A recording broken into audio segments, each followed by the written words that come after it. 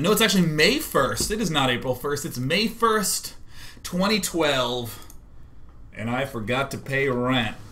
Rats. But that's okay. I don't need a place to live. I just need a computer with a broadband connection, which means I might be one of those cool guys who lives at Starbucks with Wi-Fi, streaming next to the beautiful baristas. Today is Day 9 Daily number 456, where we're going to try to be a better gamer, and hopefully we'll succeed not just on our own, but with the assistance of dSeleCT and vileState.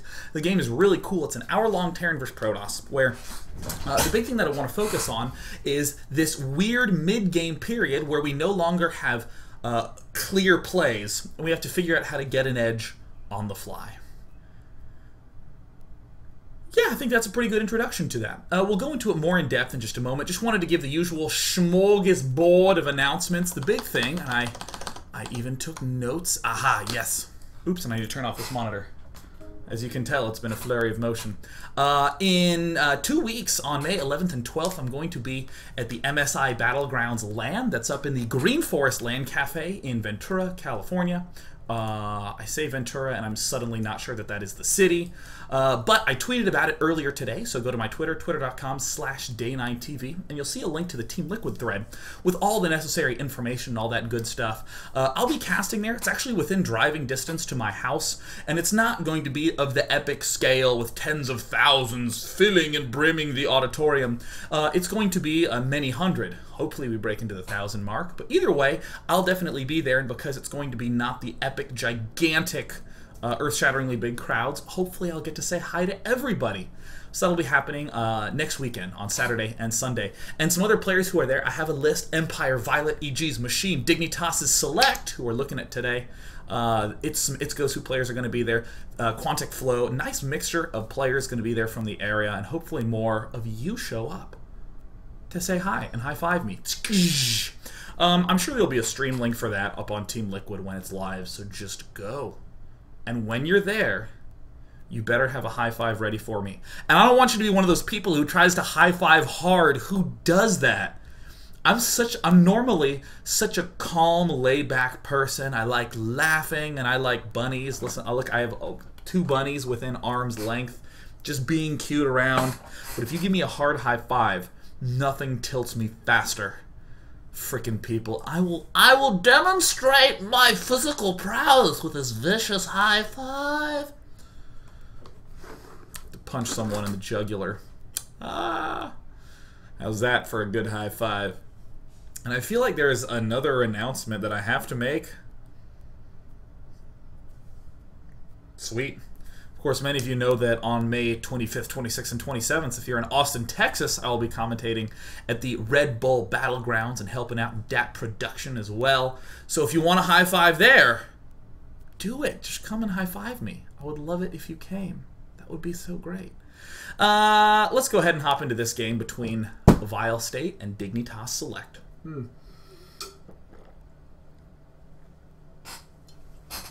That's some good water. Now, I want to talk about the way strategies usually play out. Normally, every strategy will have, I'm not going to call it a play. We'll have 3 or 4 plays in the little repertoire that you bring to the table. So, for instance, let's take Terran versus Zerg for a moment. The Terran opens up with this reactored factory, and the big play he's going to begin with is to do some harassment with these Hellions, contain you, and take an expansion. That's like the first move. And then you might have a drop follow-up planned, and you plan on damaging him with that drop. And then you have a third base planned, so you plan on freaking him out with that play because you're getting a lot more resources. And then you have another big attack planned where you bring all your tanks, causing an earthquake. And then you try to win with that attack. There's a lot of games that have these exacting moments of play. Protoss vs. Zerg, it might be an attack that you ordinarily win with 3 Colossi, and you just go, etc. Zergs who get their Broodlord Infestors and just sort of move right along. There's that sort of thing.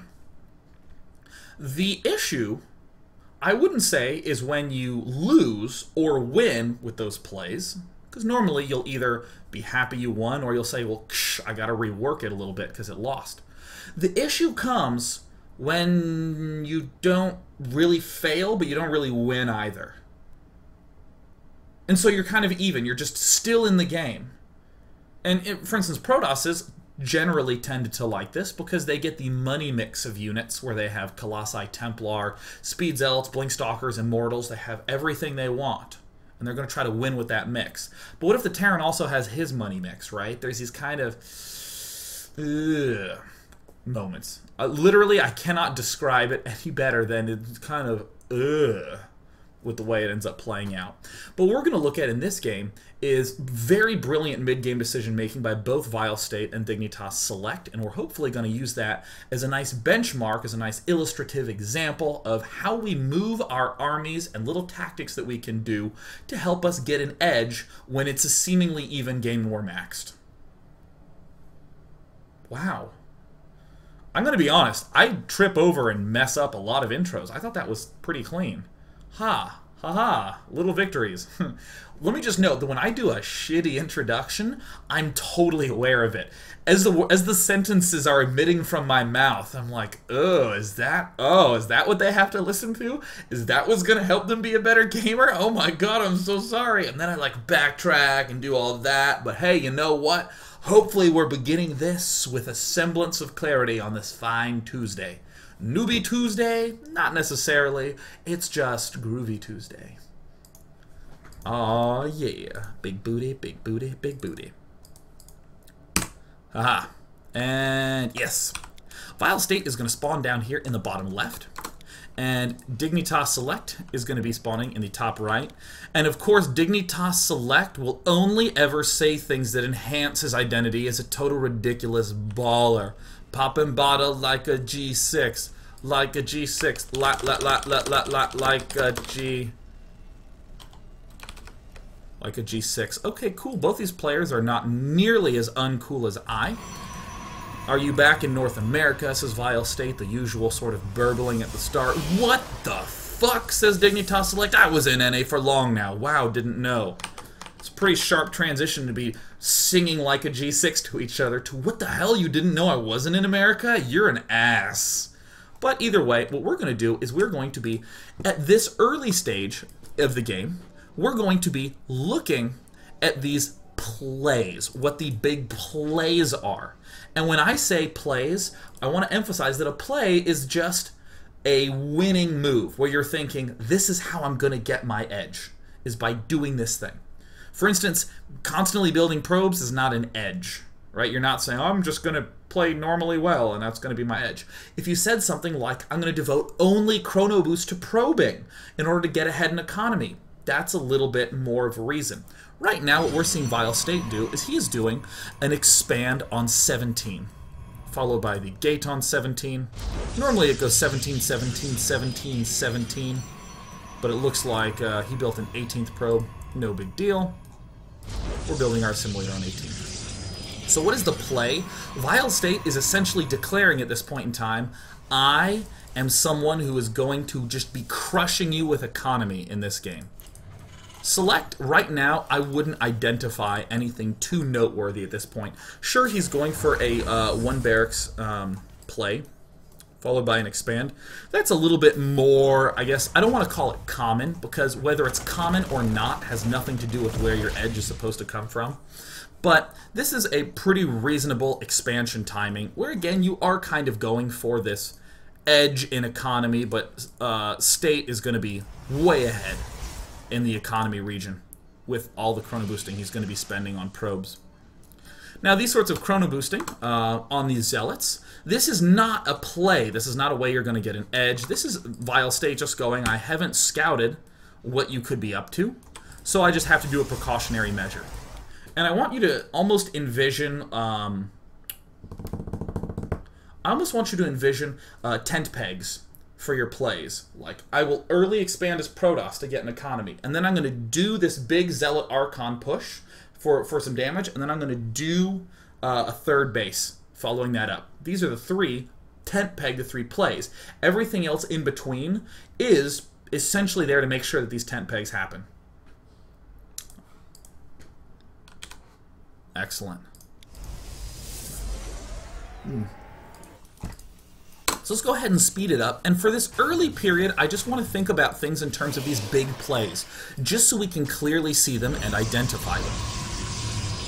This is going to be a very straightforward way that even when you're watching Pro League games, when you're watching GSL, such as tonight, I'm staying up to watch Naniwa versus MVP. I don't know anyone who isn't going to do that. That's awfully weird. But to be able to identify these plays, and also in your own games to be able to identify these plays.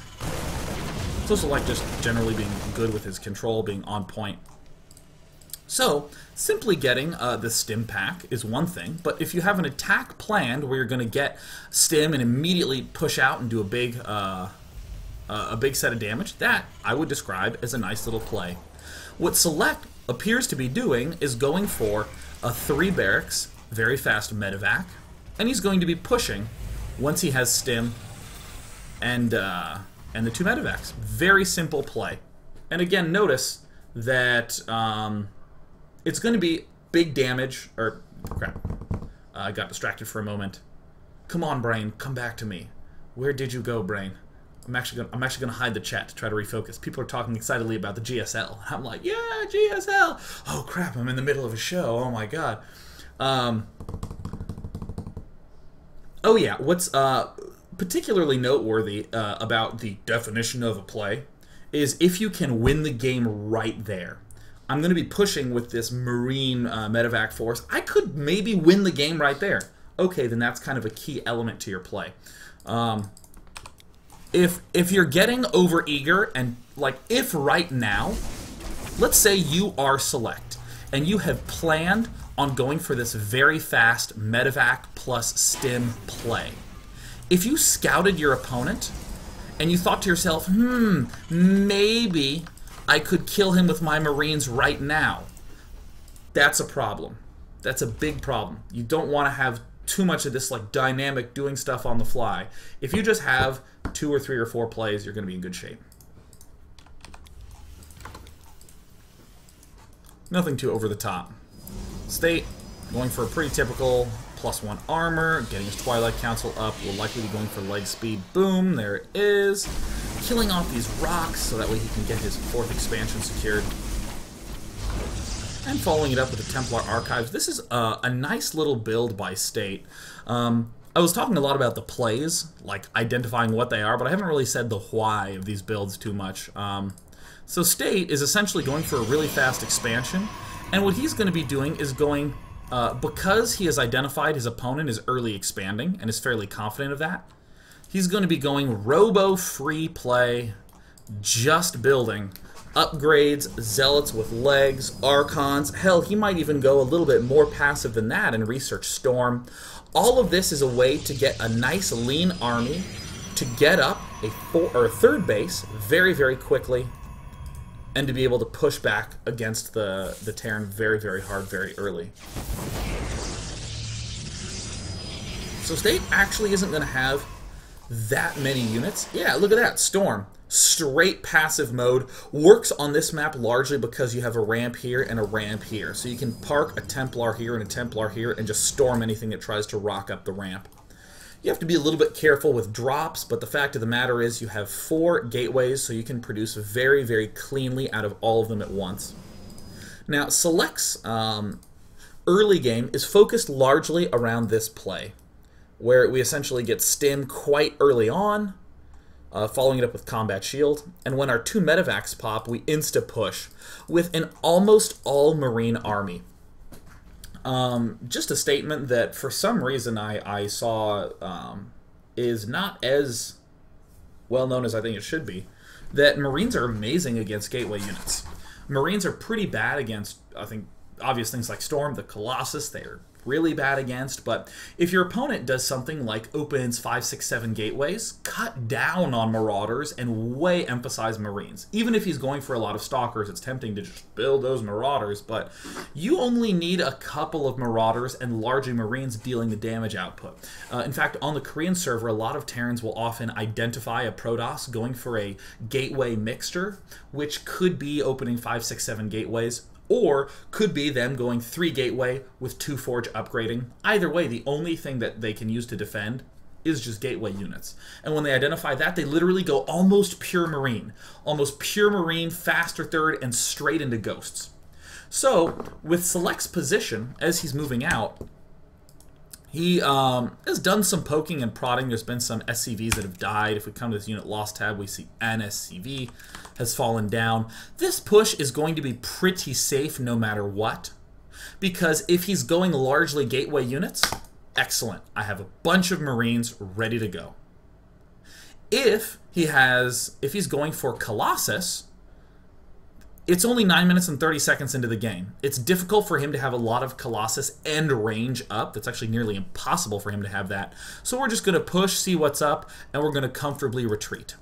Now I've talked pretty much just about this attack. I mean, medevacs with a lot of Marines with all these upgrades. This is just good. This is just generally good timing. But the most noteworthy thing about what Select is doing is the 2 reactor on his 3 barracks. Most typically, you will see 2 tech labs, and you'll be churning out the Marauders. But we see Select has not even gotten the concussive shell upgrade. I like this play a lot. It kind of leads to some cool flexibility. You have 3 geysers, and you can take your 4th relatively quickly. And in a sense, what you're doing is, with this composition, you're freeing up a ton of gas. So this means that you can get 2-1 upgrades fairly quickly, always. If you see your opponent going Colossus, you have 2 reactors, so it's common to see a player lift this barracks, land it with a tech lab, if he sees Colossus, and then just build another starport here, and then start going for the 2 starport Viking action. Because again, we have this freedom of gas, since we've been making largely Marines. And of course, we can get the Ghost Tech just a smidge earlier. The only restriction is that we do need to have a little bit more, need to have better control. But Select, I think of all people, I would label as a gentleman with... He is as good at controlling Marine Marauder as he is handsome. He has really good control. Excellent. vileState. Again, going for the super defensive play. And, alright, so here we see this play coming up. The scan to check out what's going on. Looks like this High Templar does not have the energy. Well, doesn't even have Storm ready. A lot of things are good about this, but half of every strategy is what the units are doing. Building-wise, instantly we can go for this command center. We see this +1 armor. Depending on how our attack goes, we can almost always immediately throw down Armory, Engineering Bay, and start getting 2-1 upgrades. But excellente. So the good old danger zone push happens. It's looking so good for Select until the storm. Oh yeah. Ouchies. Nice. So Select is continuing to rally a bunch of things. It's very easy to feel like, oh crap, I came out behind. Not really. He devoted his resources to these defensive units, to the Templar with Storm. He doesn't really have a lot of regular units. So, with all this bought time, I'm going Command Center Expand, I'm going Engineering Bay, I'm going Armory, so that way I can get 2-1 upgrades. Everything going nicely according to plan. Our core unit mix, or excuse me, our core building mix, it's not really changing so much. Likewise, vileState has a pretty clear path for the next few minutes. Just to come back to this idea of plays and sort of tent pegs, we make this decision to get this Nexus up, and we are electing to defend our Nexus with Psionic Storm. Everything else just sort of falls out naturally. I'll actually move to the front. Oops, I moved to the back of the replay. Let me move to the front of the replay. This sort of falls naturally, where we're basically going to have to follow up with gates because we've been devoting all these resources to gateway upgrades, so this is a totally logical follow-through. This is great. I like this a lot. And I guess I'll say just one more last thing about times in this matchup. From about 9 minutes and 30 seconds to around 12-ish minutes, this is when the Terran player has just gotten medevacs and is really ready to go balls out with some aggression. So in this phase, this is where most inexperienced Protosses will die. And hell, this even actually happens. I shouldn't just be like, inexperienced Protosses. This is where a lot of Protosses end up dying, is with the first drop. They move to the back to drop, and Protoss is like, haha, I am ready. And then Terran attacks the front, and Protoss is just like, I hate my race. But I don't want you to think of it as that way, little Protoss buddies. I don't want you to think of it as the doom that happens between 9 and 12 minutes and Terran's imbalanced. In reality, Terran, between 9 and 12 minutes, I'll just note that this push is good because we'll either be low on gateway counts. Notice that warp gates directly counter drops because you can warp in right where the drop is. I don't want to say directly counter, but are an excellent response to drops to be able to just warp in wherever. But at this phase in the game, it's unlikely that we will have a lot of Stalkers with Blink. We may have just gotten that. It's unlikely that we'll really have a lot of anything at this point in the game, so the drops end up being very, very effective. However, this is the most key thing to note about the Terran position. Terran, in a sense, has to do a ton of action between 9 and 12 minutes. And it generally even goes up to 13 minutes. They have to do a lot of damage. And why is that? Because Terran is going to be stuck on 3 barracks for a while. What if he wants to go up to 5, even 6 barracks? Well, I'm sure many of you already know that the building time for a barracks is about 1 minute, 65 seconds. The build time for a reactor is 50 seconds, so again, about 1 minute. Even a tech lab, even in around half a minute, it's still going to be 90 seconds from the start of the barracks till the tech lab pops out, and then you have to add on the build time of that first unit. So in other words, Terran's doing all this damage between 9, 12, and 13, or 9 and 12 minutes, 9 and 13 minutes, but then from around 13, 14 to 16, 17 minutes, that's where Protoss is suddenly looking very scary and has a lot of great timing windows because the Terran player just has not gotten those barracks started yet. Just hasn't. Like, even at 12 minutes, kind of an, or hell, 11 minutes, kind of an early time to start barracks 3 or 4, 5, 6. Start those 2 minutes later, it's 13 minutes, and you're just now starting to begin, and then at 14 minutes, he hits you with a huge army that's been scaling really nicely, and this is, again, where the Protosses tend to get a lot of wins, and the Terran tends to die. So it's a sort of back and forth. So what we're going to be seeing when we come back is a sort of wrap-up of this early game aggression from Select. Did a good job getting himself in a nice position. Good job getting all his upgrades. And then we're going to start speeding up the replay and getting to this juicy mid-game where we're going to see that both players haven't really come out ahead or behind, but they just have huge armies. And the big question is then, what do we do with them? Let's check it out in part number 2. Ba-dum-da-da-da-da-dum.